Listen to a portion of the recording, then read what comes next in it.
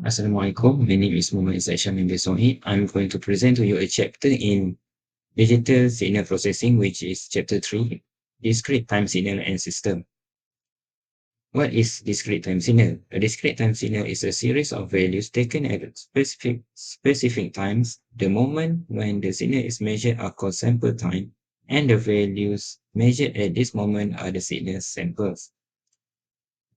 Discrete time signal is divided into five, which is static versus dynamic system, time invariant versus time variant system, causal versus non-causal system, stable versus unstable system, and linear versus nonlinear system. The first one is static versus dynamic system. For static, the output of the system only depends on present input only. The system is memoryless. For dynamic, the system relies on future and or past inputs or on previous output samples. The system is memory.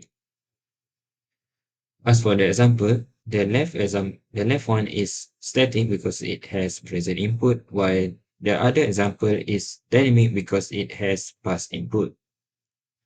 Next, time invariant versus time variant system. For time invariant, a system is time invariant if its input-output relationship does not change over time, while for time variant, in a time variant system, the input-output relationship changes over time. As for the example, first we need to delay the input of the system, then we delay the output of the system, and finally, we compare between the input of the system and the output of the system. If it is the same, then it is time invariant. Otherwise, it is time variant. Next, linear versus nonlinear system. For linear, a linear system is one that satisfies the superposition principle, while a nonlinear system is one that does not satisfy the superposition principle. This means that the output of a nonlinear system is not directly proportional to its input. For example, the given system is yn equal to e to the power xn. First, we need to find the value for y1n and y2n. Next, we find the value for y3n by using the general formula. The general formula is a1x1n plus a2x2n. By substituting the value, we compare the input and the output of the system. As we can see, the input and the output of the system is not the same. Thus, the system is nonlinear. Otherwise, it is linear. After that, causal versus non-causal system. For causal, a system is causal if its output at any given time depends only on present and past input or past outputs. Causal systems do not rely on future input to determine their output.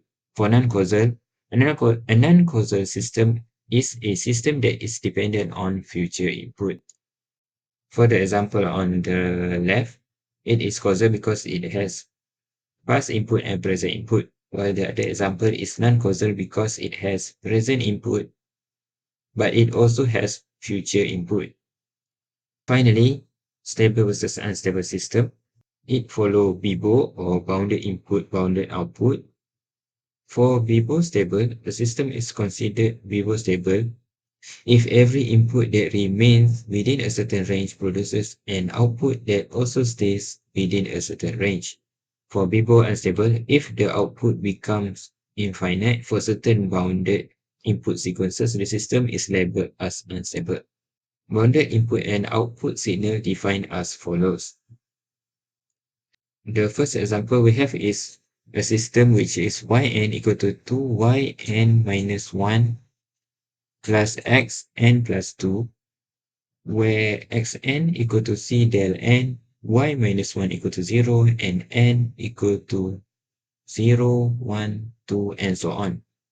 First, we need to substitute the value into the system, and we find that the final value for the iterations is 0.